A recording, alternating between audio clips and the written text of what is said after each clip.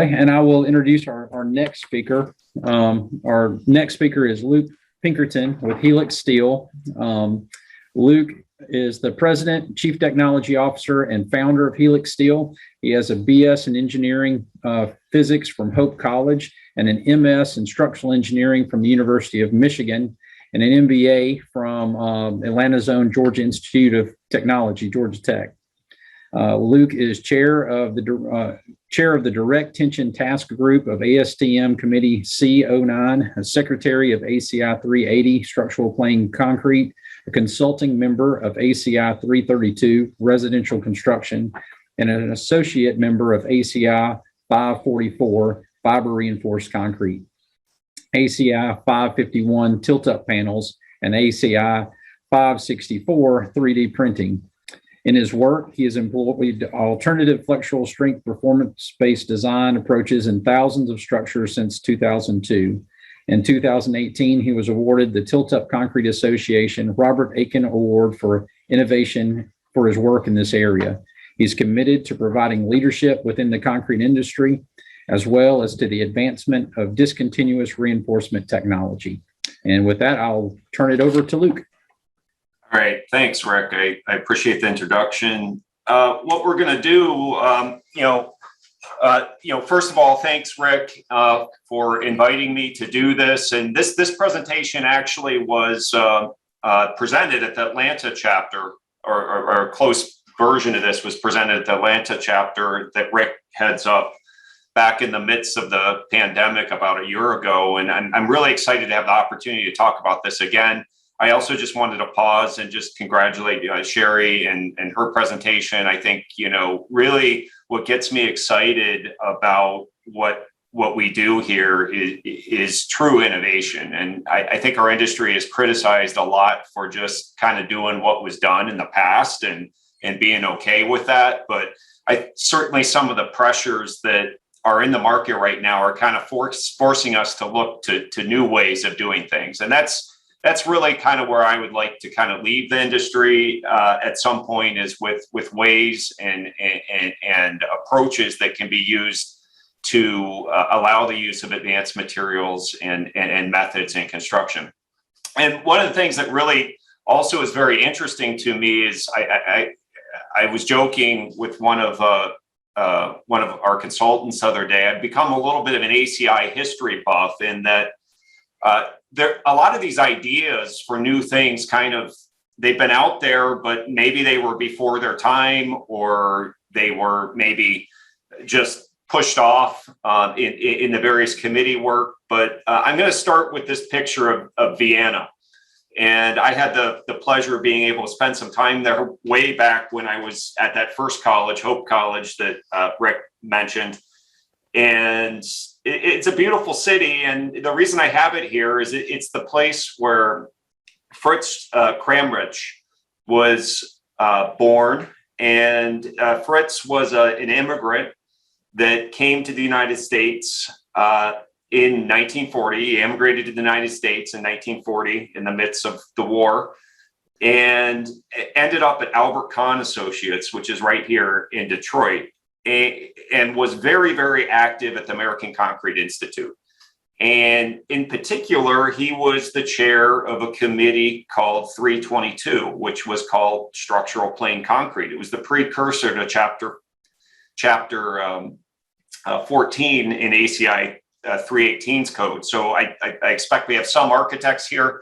The bulk of the 318 code covers the use of reinforced concrete, but there actually is a chapter in there for structural plain concrete. And it was looked after by Fritz and his committee back in the 1950s to the 1970s, before it was incorporated into the 318 building code. Prior to that, it actually was a standalone code. So this gentleman, Fritz, had a lot of interesting ideas. Some were adopted and some were not. What we're going to talk about today is just sort of the idea of plain concrete and designing with plain concrete where it's appropriate, where it's not, and where it might be able to be extended to help address some of the issues that we're facing in the industry right now. And this slide just kind of, I imagine everybody who's attending this probably has had some issues with labor. Labor is something that's very challenging right now. Just getting people to come into work, getting people to consistently show up. Wages are getting higher. It's more difficult to get people to work, especially in the trades. I mean, this is hard work, and laying rebar is very difficult. If we can reduce or eliminate the need for rebar or reserve rebar for applications that really, really need it, and not use it in applications that don't really have a strong demand for it, it helps alleviate those concerns. It also helps alleviate concerns with steel prices, logistics, and things like that. And the market varies greatly in terms of what, we talk to some contractors where they're having no trouble getting steel, and we talk to some other contractors who have had to delay projects because they can't get steel. So there's challenges there. And then the other, underlying challenge that really has become really front and center, and Sherry talked about it a little bit, is the sustainability. And a lot of this is being driven by the Paris Climate Accord, which is basically saying that we need to limit the increase in global temperature by, I think, 2.5 or 3 degrees by the end of the century. And the corollary to that is that we need to essentially become carbon neutral by 2050. That's what they're saying is necessary to achieve that. And our industry has gotten kind of a black eye because, concrete is the most widely used man-made material in the world. There's no question of that. And just because of that alone, it has a large carbon footprint. Yes, the production of cement has a particularly high footprint, but it's gotten the attention of Bill Gates and others. If you read this book, How to Avoid a Climate Disaster, there's a whole chapter devoted to building materials. And you could argue that he's sort of bashing our industry, but you could also argue that he's challenging us to innovate. And like, for example, what Sherry talked about, thinner concrete panels, that's an example of innovation. Why do we need to use so much concrete? Just because it worked the last time, that answer is really not going to be good enough if we're trying to reach carbon neutrality by 2050. That means we need better materials, we need more efficient designs, and then we have to deal with some of these other things that are going on. So I kind of get really excited about this because I think it also, this is Architects Day, and I expect many of you are architects, and maybe you've kind of gotten to the point where you acknowledge that all you can do is design sort of boxy structures because the rebar is relatively straight, or the building materials are relatively straight, and designing more from a free form perspective is kind of off the table. This is another area of innovation that's kind of really cool to me. If we can unleash ourselves from the shackles of having to use these traditional ways of reinforcing and create advanced materials that allow us to integrally reinforce a structure, you could do things like this. This is called the Mars Canopy. It was commissioned by Jeff Bezos. It was made using industrial robots and fabric forms. If you scan that QR code, it will go to FormFound's website, and you can watch a video about how this was made. It used our product, which I'll talk about in a minute, along with sort of an off-the-shelf rapid setting concrete mix. And there's no rebar in that structure, yet it was designed to resist California earthquake loading and a number of other loading conditions. It's obviously just a pavilion, but just imagine if the concrete alone was good enough to deal with that. And I think as an institute, we really need to think about that. We need to think about how can we make the concrete, do things that it hadn't been able to do in the past. So one of the things that's exciting about the plain concrete approach is it provides potentially, especially if more performance-based provisions were allowed, it would open the industry to basically optimize the concrete and reward the industry for doing so by allowing it to be used in truly structural applications that go beyond this, actually in a building, for example. So that's one strategy also to address the sustainability question. If we can use plain concrete, we eliminate the need for all the carbon that's associated with the rebar. Also, if we can make the concrete stronger, we can potentially reduce its thickness. The approach Sherry talked about was kind of a combination of that, but also looking at optimizing the way that we analyze things and not just assume, the simplest possible design model, which typically will lead to a thicker section. So we just need to start to be smarter about concrete. And, this is just one piece of that.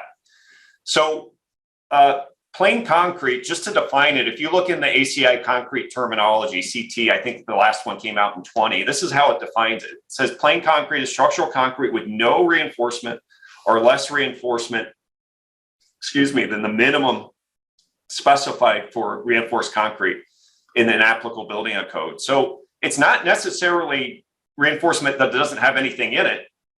It's just reinforcement that's less than what the code says. And if those of you who are structural engineers or familiar with concrete construction, you'll know that ACI, the codes basically say you've got to put rebar in pretty much everything, with some exceptions. So plain concrete is pretty much anything that has less reinforcement than what those minimums are in the code. And the code has some minimums for temperature shrinkage. They have minimums for beam reinforcement. There's minimums all over in different sections. The other thing I'll just point out here is plain masonry. And I'm not going to talk about that a lot, but this is another reason that we need, as the American Concrete Institute, need to look at this. The masonry industry has a very developed, particularly in Canada, very developed ways to look at masonry, plain concrete or plain masonry walls that use more advanced analysis methods that allow them to get more capacity out of masonry walls, which makes it more competitive versus concrete. So applications of plain concrete.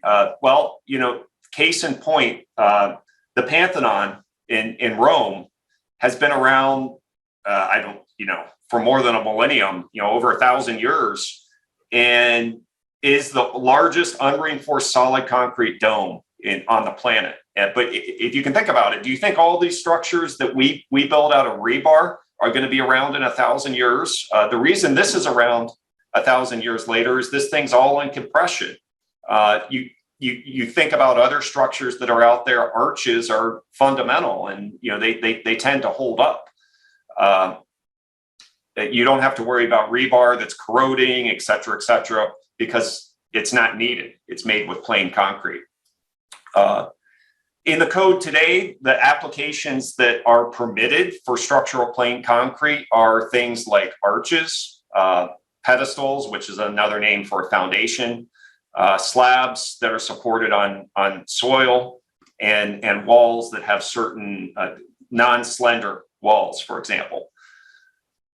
Which are typically defined like a one-story residential wall, for example. An ICF, insulated concrete form structure, would qualify, but something like a tilt wall would actually not qualify. However, the tilt industry significantly uses plain concrete design. This is actually a panel that used the Helix product that was erected at the Tilt-Up Concrete Convention a couple of years ago, where we use the plain concrete methodology to enable the design of a 4.5-inch thick panel that was erected. And the way, there's no real secret to this other than we designed it not to crack. So we knew what the strength of the concrete was going to be. We measured it with a beam test. We knew what the stresses were going to be based on the pick points there. And we provided just a little bit of rebar in it to spread the load into the member.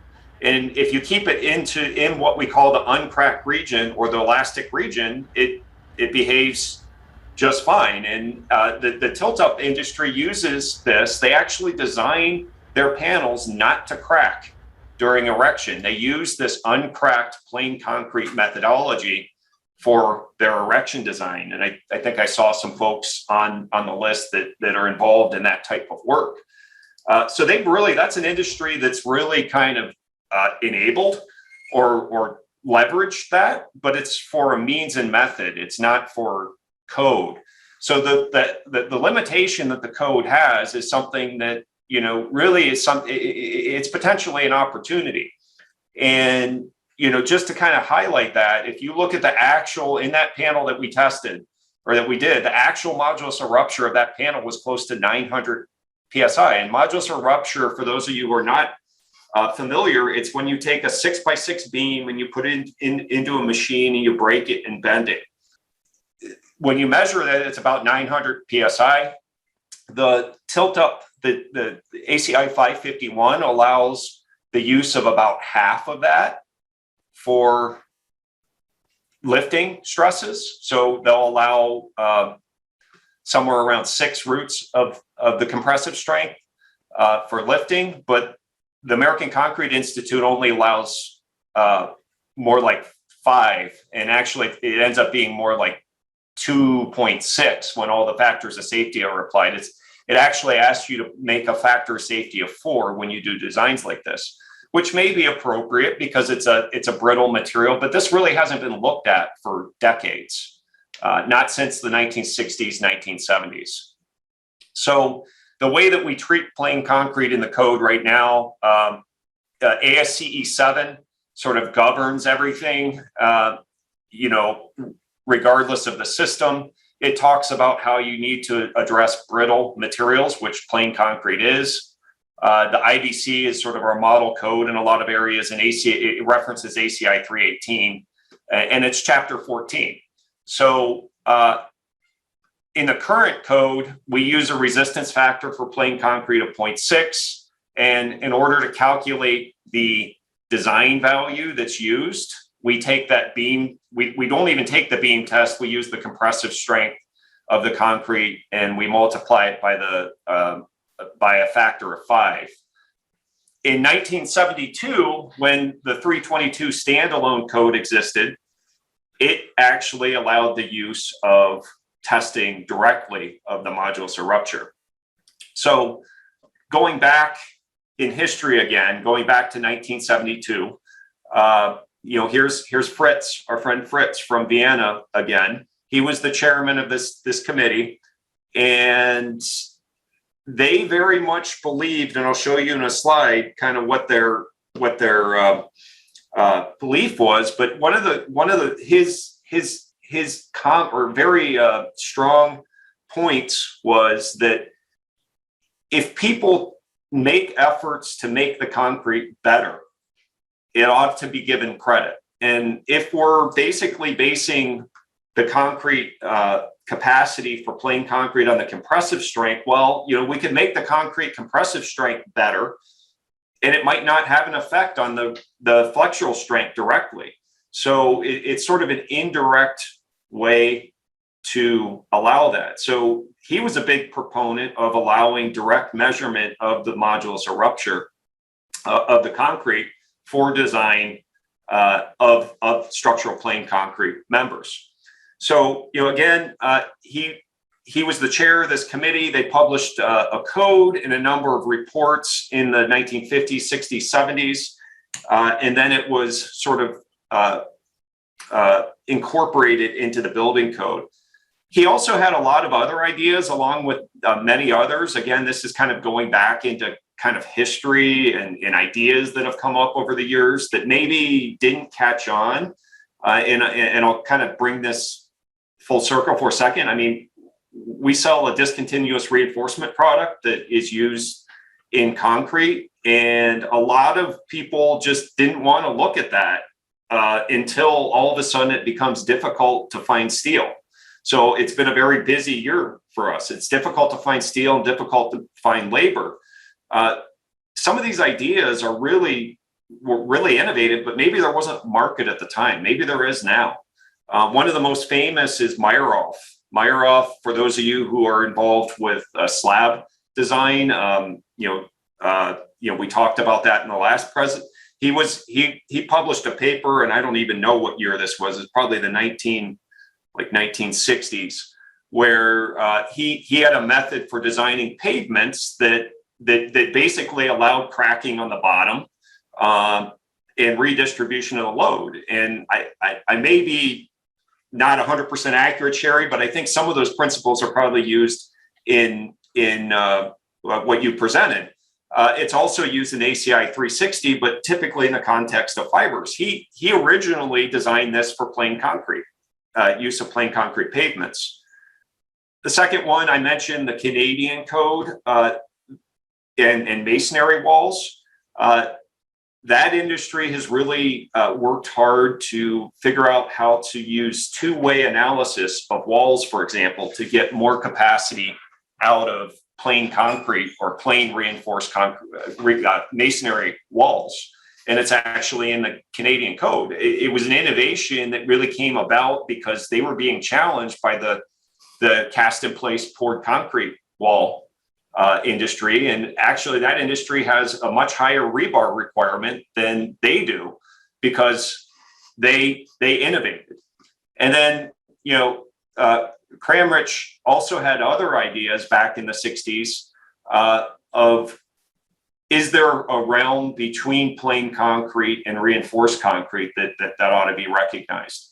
So I think there's a lot of, just by kind of going back through the literature, there are a lot of ideas that could potentially be, that maybe weren't timely when they were first introduced, that could be very useful in addressing some of the issues that we have today.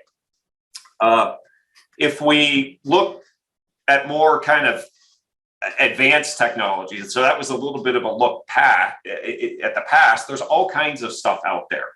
And, I've been in, collaborating with Dr. Grassley of the material science group and, just following things in this area as well. And we can talk about things like colloidal silica in a minute, but, just the nanotechnology. So if you go back to that Mars canopy, if we really wanted to make concrete so it didn't need reinforcement, we really need a sort of a quantum leap forward. And it would be, likely new materials, new ways of making things. Some ideas are nanotechnology, there's steel slag aggregate, different fiber reinforced technologies, maybe combinations of different fibers to provide optimal serviceability and ultimate capacity, for example. The use of basalt, and basalt was kind of a big secret that came out of Russia. It certainly is a very interesting material. We're seeing a lot of FRP concepts come out right now.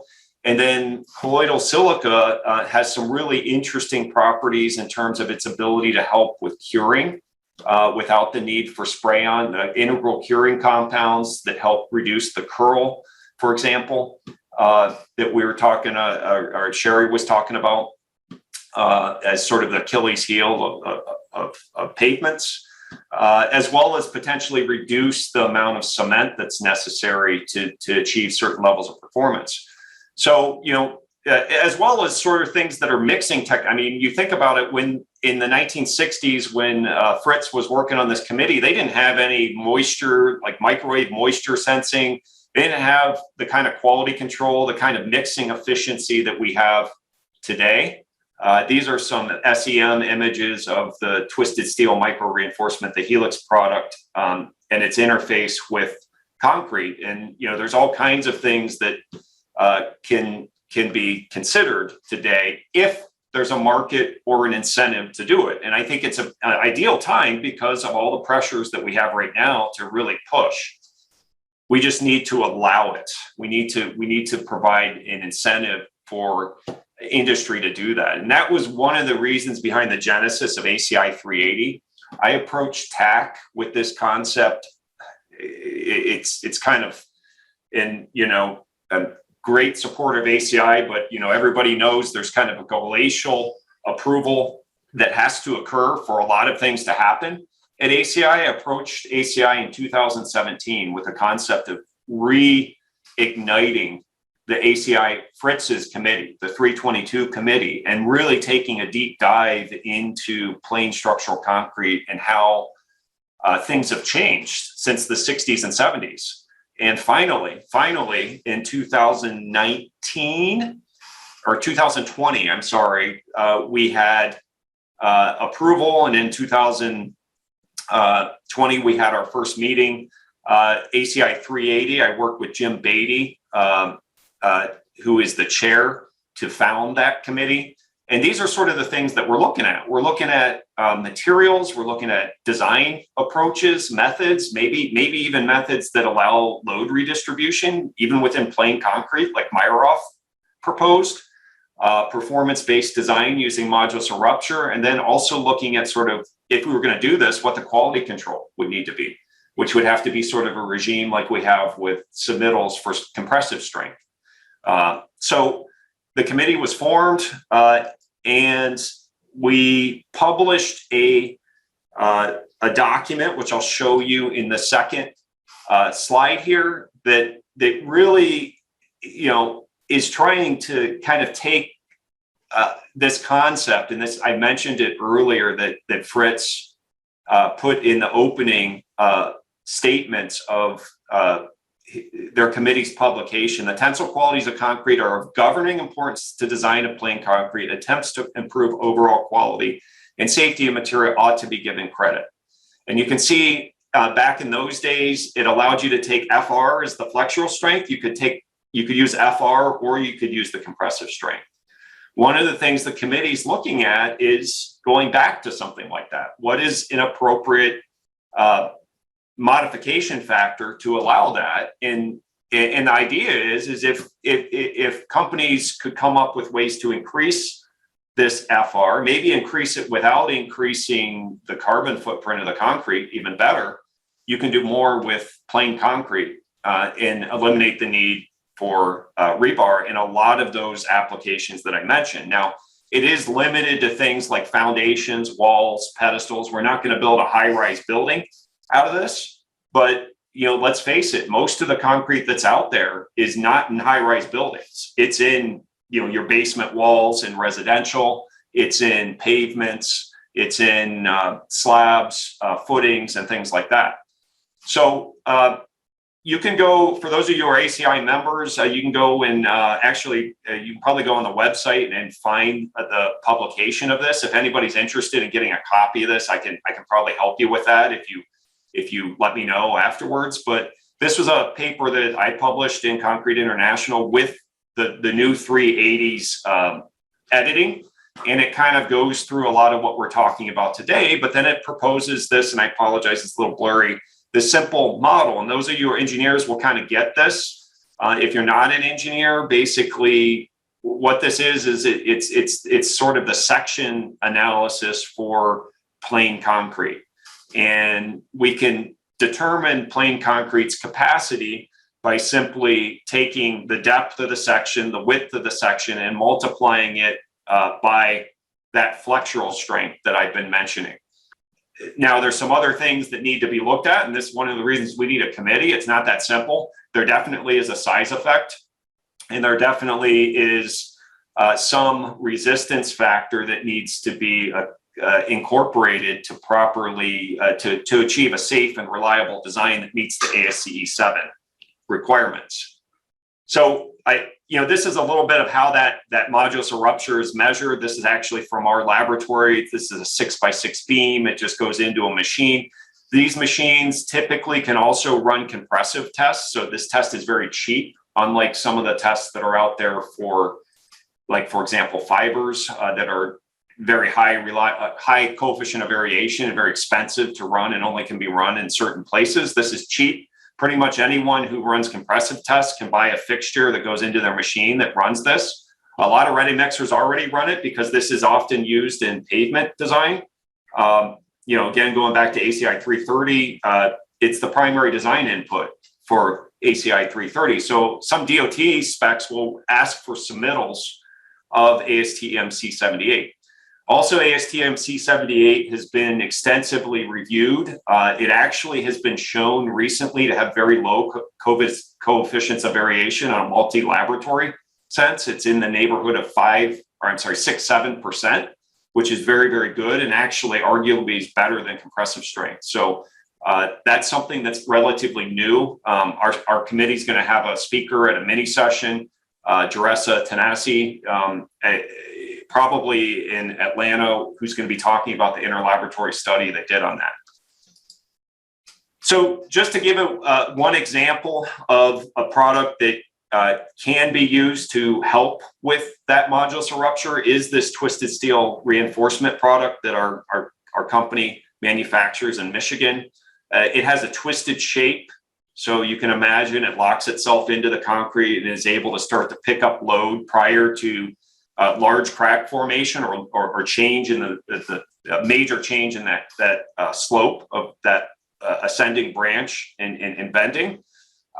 It's made of very high tensile steel. It's coated to protect it from corrosion. So it kind of works on a principle of being a little bit more proactive. Rebar typically, for example, doesn't do a whole lot until the concrete's actually cracked and a little bit of slippage has occurred. And that's common in many other forms of reinforcement, including most fiber as well. You know, there really isn't much granted to increasing the modulus of rupture of the concrete. So this is some data.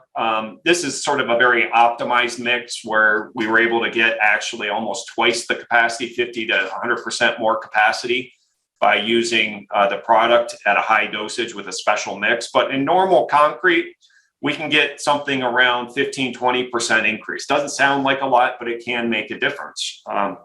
Steel fibers, you can get a little bit of increase. Typically, the dosage needs to be higher. Synthetic fibers typically fall a little bit more into the post-crack realm, just as a function of their modulus of elasticity. So the better bond you have, the stiffer the reinforcement, the more likely you're going to be able to increase this. Now, there are other ways, certainly, to increase it that are probably even more efficient than this. Increasing the cement content, optimizing the aggregates, the types of aggregates. There are all kinds of things that you can do to increase that strength. Just kind of using this as an example, what we have done is worked with the international ICCES, International Code Council Evaluation Service, to develop a design model that uses that formula that I showed earlier, a scale adjustment factor, resistance factor, and then the modulus of rupture and the section modulus. And then there's a simple table in the ICC report that allows you to design using these factors. And what you will find is that you can get more out of this than with the plain concrete provisions in the building code themselves, which really suit themselves well to, again, they're not, we're not designing 50-story buildings like this, but basement walls like this. So if you don't have to worry about a lot of horizontal bar in this and a lot of rebar in it, these walls are they're a lot easier to construct. They take less labor. It's safer if you don't have rebar poking out all over the place. And we have tens of thousands of homes that have used this product in this capacity using that type of design approach. The advantage, again, is that the product is just added to the truck, typically before it's shipped. This guy's adding it after. But typically what we like to do, I think I saw some of our ready mix partners on the roster earlier. They will add it at their plant and ship it to you, and it'll be printed right on the batch ticket. And they certainly can provide that flexural testing for verification if you're using this design approach. The applications, again, are really limited to those plain concrete applications. So, slabs, footings, ICF walls, things like that. This is some more video from that same project where you can see it's a high-end home with all kinds of different geometry, and just, the simplicity of not having to use that reinforcement in there, makes it a lot easier to install in the field. This is a little bit more about what that report looks like. And those of you who aren't familiar with the ICC, I mean, basically they provide building product evaluation reports that allow engineers to design and use alternate materials under the alternate material sections in the IBC as well as ACI. They both have approaches that allow this. The report has the basic design table that I showed earlier that shows that modulus of rupture and the design equation, but then also has a prescriptive table for basement walls like you just showed. So, for example, if you've got a 9-foot wall or an 8-foot wall with a 7-foot backfill, it gives you the exact quantity of the product that needs to go in to meet that requirement based on that modulus of rupture type design. For above grade walls, it's similar, except instead of soil, you're looking at wind. This is an example of a project we did in St. Martin, where it was actually impacted by Hurricane Irma and performed very, very well. It was one of the only structures that sustained virtually no damage after that, because in essence it's concrete. Certainly the Helix, the product helps, but you can really develop really nice forms with ICF. Again, it is somewhat boxy, but you wouldn't necessarily think that this building is made out of concrete just by looking at it.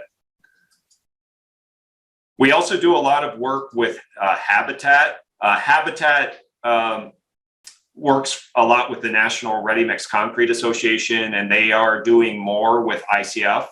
And one of the things that they struggle with is just volunteers that don't have a lot of experience. So if you have a volunteer that doesn't really know how to put up stick frame buildings, but they can help with just making sure that the forms are put up properly and assist with the contractors putting the concrete in place, they don't have to deal with rebar and things like that.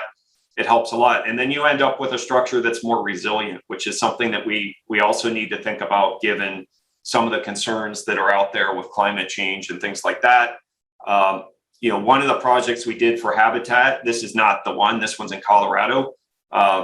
Another one of the projects that we did was in Paradise, California, to replace some of the homes that burnt down in the wildfires there. So obviously concrete's a great solution because it doesn't burn. And it's also much more resilient to hurricane force winds like we saw in the prior slide. So that's a little bit about above grade walls and below grade walls. The other major application of plain concrete is in footings. And, a lot of applications, like this is actually a school bus garage in Ohio. And, this is not like a big industrial building. It has these pad footings, and then it has a strip footing that goes around the outside. There's going to be a metal building that goes on this. What we're able to do in these instances is eliminate the need for, in essence, what ACI says is the minimum structural reinforcement in these footings by using this modulus of rupture type design approach. And it eliminates the need to put these rebar cages. And actually, this contractor forgot to cancel his rebar order, so it all came here. He normally would have had to put 2 of these things in, and 2 of these mats and 2 cages or 2 ties in each one of these things. So, this guy actually has a concrete forming business, so these are nicely formed, but this contractor over here just literally digs and pours with the footing, and that's a tremendous time saver, tremendous labor saver. So these are examples of different projects that have been done using this approach over the last 15 years. One of the first ones was, and I'm not sure we have it on this one, but goes back almost 16 years, Fairmont Village, or actually not 16, 15 years, 2006. And then, footings, foundations, and wall type projects. So the other application of the product or of the approach is in structural slabs on ground. And I was in the ACI 360 meeting yesterday. There's a lot of discussion about this, and it's a discussion. They're actually looking at putting an appendix in the code, or it's not a code, it's a report that talks about sort of serviceability versus ultimate. And I have a slide here, which I'm going to very heavily qualify next. You don't really need to worry about a slab on grade failing in the way that this picture portrays, but what you do really need to worry about in a slab on grade is, you know, how serviceable is it? And Sherry talked about that kind of that thump, thump, thump, thump that you get. Imagine you're an Amazon forklift driver driving around over that thump, thump all day long, every day. That's ergonomically not great, and it also has a huge impact on the service life of those vehicles in a warehousing type environment. So, you know, there's going to be a little bit more discussion in the new ACI 360 about serviceability and making sure a client knows, you know, are you designing the slab such that it will remain uncracked, or are you allowing a type of design like the Meyerhoff method that allows cracking on the bottom surface? And if so, you know, what are you doing to kind of prevent the cracking from coming to the top? And, you know, that's where things like, you know, fibers and things like that come into play. But, you know, a lot of people don't understand that, and they just kind of relegate their design to an engineer who will look for the most efficient design, and maybe, you know, they end up with a design that has maybe more deflection or cracking in it that they want. So there actually is a lot of research on this, and I'm not going to get into it. I have another webinar that goes into slab on grade, but it's really the difference between, you know, keeping the design elastic, which is what we've been talking about, versus letting the slab crack and the loads redistribute.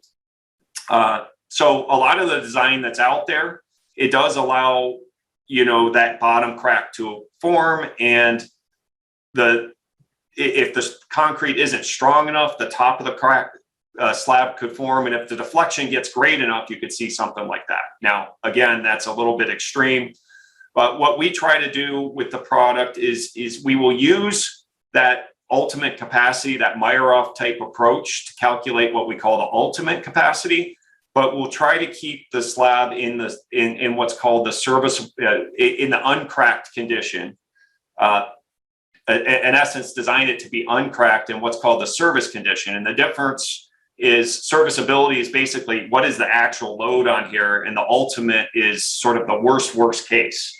And again, our argument is really that the worst case for a warehouse operator really isn't this. This doesn't really happen. It's cracks all over the slab, or dominant joints, or things like that make the slab less usable. So when we approach these sorts of designs, we're looking at, you know, how can we make the slab serviceable at a level where you can stack racks all the way to the top of the building, and at the same time, how can you reduce the carbon footprint and joint spacing and things like that? We definitely have approaches for extending joint spacing, which I realize is a little bit of the opposite approach of what Sherry talked about, but it is something that people are interested in because of what I mentioned about, you know, joint maintenance, joint movement and things like that. These systems do need to be looked at very carefully. This is North Star Sheets. This was done in the Minneapolis market with AVR, and this had 100-foot joint spacing, and you have to look at the detailing very carefully. You also have to look at the mix design very carefully. We've also very successfully implemented certain types of admixtures that allow the elimination of wet curing. Wet curing is one of the things that can help with the curling issue, but it's also very expensive and time consuming and not very practical for people to do. So if you can eliminate the need for wet cure, it really helps make the construction sequence a lot faster and lower cost. So we got some great successes on that. And then kind of rounding out the applications, we have exterior pavements, and we work quite closely, and actually the ICC report has direct reference to ACI 330, which is actually included. There's a really nice pavementdesigner.org tool that incorporates really all the stuff that Sherry was talking about, with the ACI 330 and street pave, some of all the different approaches that were out there for pavements. And really the primary design factor that's used in that is what they call the 28-day flex strength, which is exactly what that ICC report provides. We have a table that has those modulus or ruptures for various strength mixes. You can put it right into this design, and using a very conventional approach that can be verified by field testing of the strength, or certified by a ready mixer in a submittal, can provide a benefit through a higher modulus or rupture. And this is an example. This is Park Avenue construction down in Laredo, where they were able to eliminate the need for reinforcement using the ACI 330 approach for this warehouse. This was almost 1 million square feet of paving. This is just conventional joint spacing, but it used the ACI 330 approach along with the twisted steel micro reinforcement concept. And then this is in Mexico, a little bit more interesting, but you can see a nice stamp pattern. But again, the Mexican Highway Authority has done a lot of the testing with similar equipment as to the last presentation, looking at up to 5 million easels with this approach, and they're starting to specify it in applications in pavements. So just a couple more slides to wrap up. The overarching discussion here is sustainability, and I have a lot more we could talk about with that. But the important thing to note is, as concrete designers, we're not really supposed to calculate the overall impact of a structure, but we should be aware of it. I have an AIA accredited presentation that just talks about that. Being aware of what the carbon impact is of what you're designing and how you're designing it. And you could do just kind of back of the envelope calculations, but really the actual calculations left to whoever's kind of integrating the whole system. But we have a little calculator on our website that's fed with information from Athena Sustainable Building Materials, same from the prior discussion, that did a study on our product that allows you to calculate the impact or the change, the reduction in global warming impact and total primary energy. But it's really just an estimate. If your customers are looking for this, which you're going to see more, I definitely encourage you to educate yourself a little bit more on what an EPD is, and what the design choices that you make, how they affect those quantifiable values like the global warming potential, which is the carbon footprint. And that's a whole nother topic. We have a way to kind of estimate it based on thickness and dosage of the product, but it's not rocket science here. It's just kind of adding up, doing a little bit of an addition of what's out there. So in summary, we need to innovate. We need to answer kind of Bill Gates' challenge. We need to innovate. We need to become better. What we're doing, what we've been doing isn't good enough. Plain concrete, that's just one piece of it. We need to come up with better materials, better ways to analyze things, new ideas that might have seemed crazy when they were first maybe developed, or even now. And think about, what would a world look like without the need for rebar? And what would a world look like where concrete was so advanced that it was maybe even surpassed the mechanical properties of steel? And, if we're truly going to go explore other planets, and, we're going to start to look at having machines build, like with 3D printing and, things like that, we need that. And if we want to be sustainable in the way we do that, we also need materials that use processes and materials that are not as sort of offensive from an environmental impact. So, this is just some information about the Habitat for Humanity, if anybody's interested in what NRMCA is doing there. If you're designing wood structures and you're interested in having them converted to concrete, definitely Build with Strength through the NRMCA is a great resource. They will actually help you redesign your structures. We have a staff of structural engineers that can help you look at different options to meet your goals, whether they be sustainability or certain load-bearing capacities and things like that. We've worked with a lot of companies. We've been around for 20 years. Our product is made in Michigan. And if you're really interested and want to learn more about the ICC report or any of the things that we talked about, use cases, things like that, we have all that information on our website, and you can find that if you scan that code. So that said, that is kind of where we end, Rick. And if there are questions, I'm happy to answer.